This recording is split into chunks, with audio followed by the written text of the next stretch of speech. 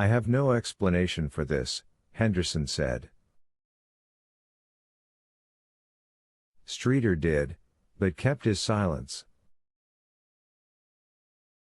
Their consultation took place in Henderson's office.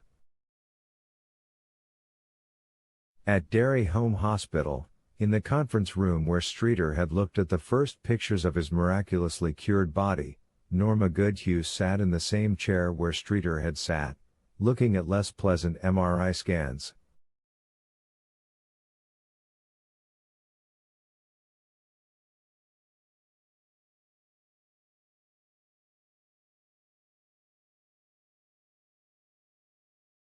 She listened numbly as her doctor told her, as gently as possible, that the lump in her left breast was indeed cancer, and it had spread to her lymph nodes.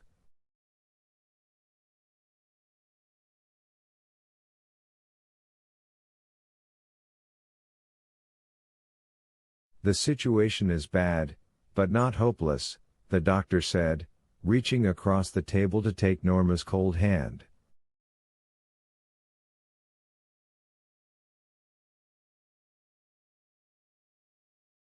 He smiled. We'll want to start you on chemotherapy immediately. In June of the following year, Streeter finally got his promotion. May Streeter was admitted to the Columbia School of Journalism grad school.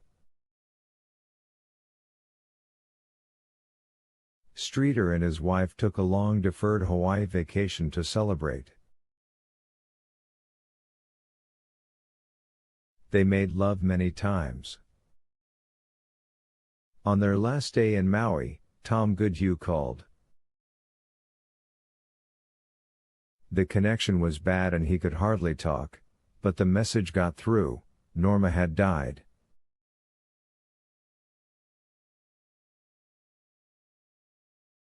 We'll be there for you, Streeter promised. When he told Janet the news, she collapsed on the hotel bed, weeping with her hands over her face.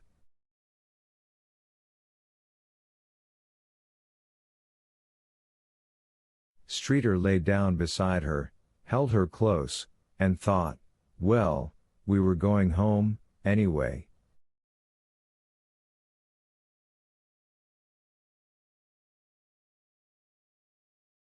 And although he felt bad about Norma, and sort of bad for Tom, there was an upside: they had missed bug season, which could be a bitch in Derry.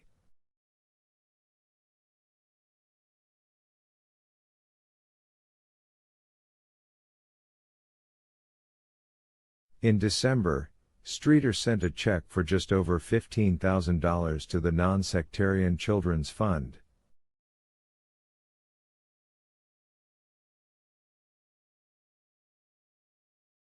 He took it as a deduction on his tax return.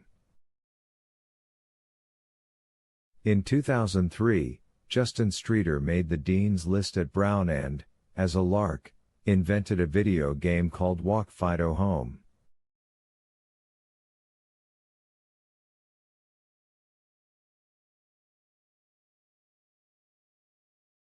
The object of the game was to get your leashed dog back from the mall while avoiding bad drivers, objects falling from 10th-story balconies, and a pack of crazed old ladies who called themselves the Canine Killing Grannies.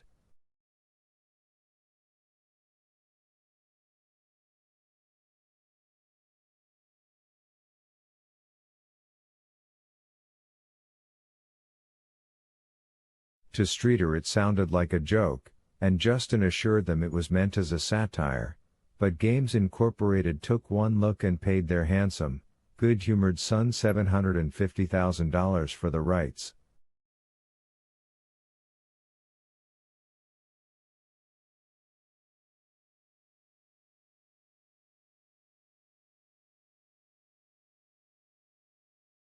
Plus royalties.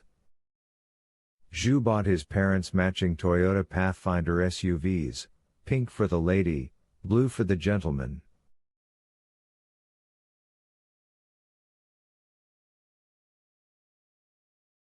Janet wept and hugged him and called him a foolish, impetuous, generous, and altogether splendid boy.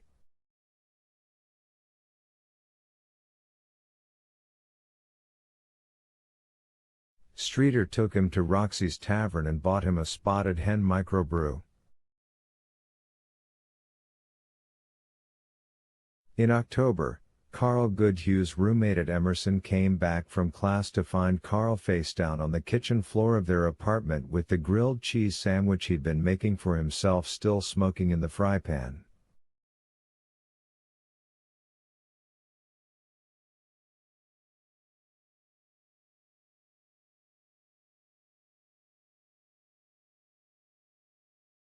Although only 22 years of age, Carl had suffered a heart attack.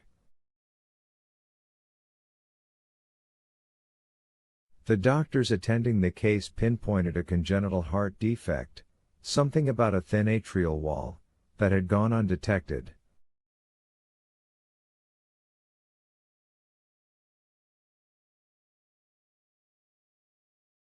Carl didn't die, his roommate got to him just in time and knew CPR.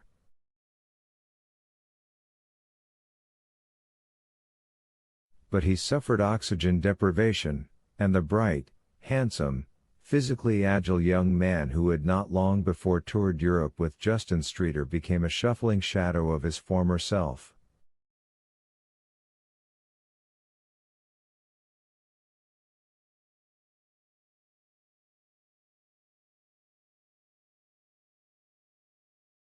He was not always continent, he got lost if he wandered more than a block or two from home.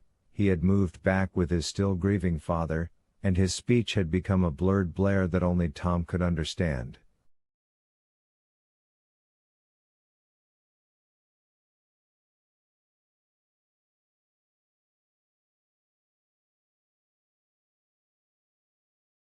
Goodhue hired a companion for him. The companion administered physical therapy and saw that Carl changed his clothes.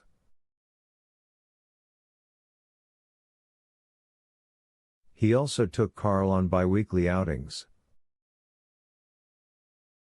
The most common outing was to Wishful Dishful ice cream, where Carl would always get a pistachio cone and smear it all over his face.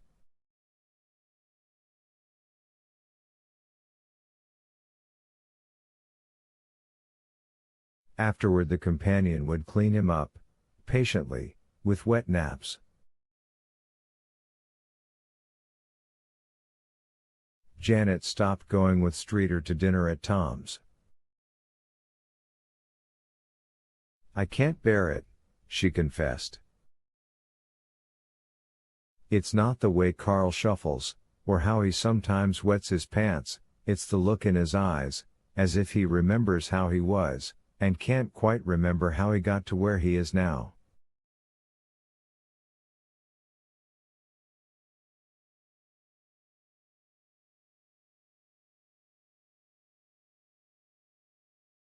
And, "I don't know.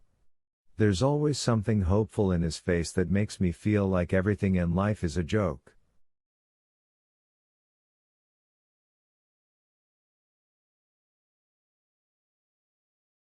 Streeter knew what she meant, and often considered the idea during his dinners with his old friend.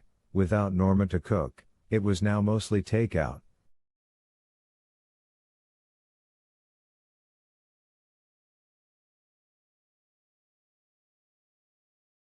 He enjoyed watching Tom feed his damaged son, and he enjoyed the hopeful look on Carl's face.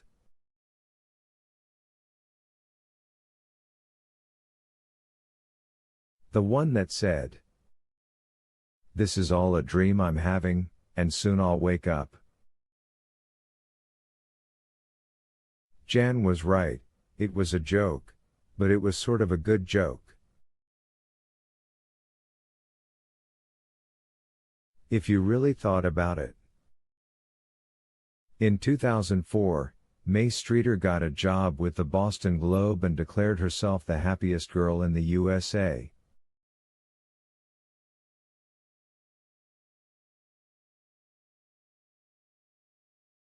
Justin Streeter created Rock the House, which would be a perennial bestseller until the advent of Guitar Hero made it obsolete.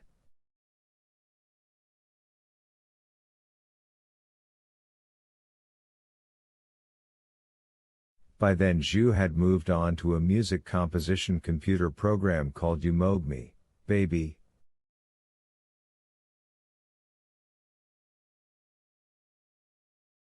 Streeter himself was appointed manager of his bank branch, and there were rumors of a regional post in his future.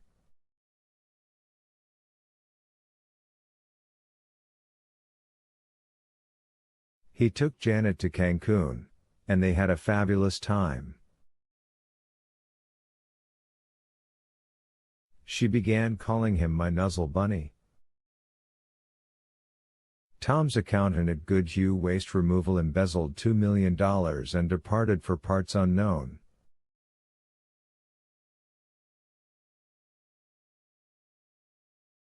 The subsequent accounting review revealed that the business was on very shaky ground. That bad old accountant had been nibbling away for years, it seemed.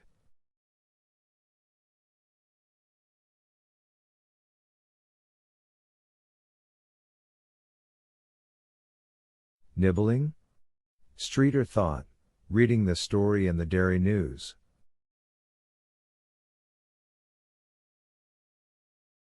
Taking it a chomp at a time is more like it. Tom no longer looked 35, he looked 60. And must have known it, because he stopped dyeing his hair.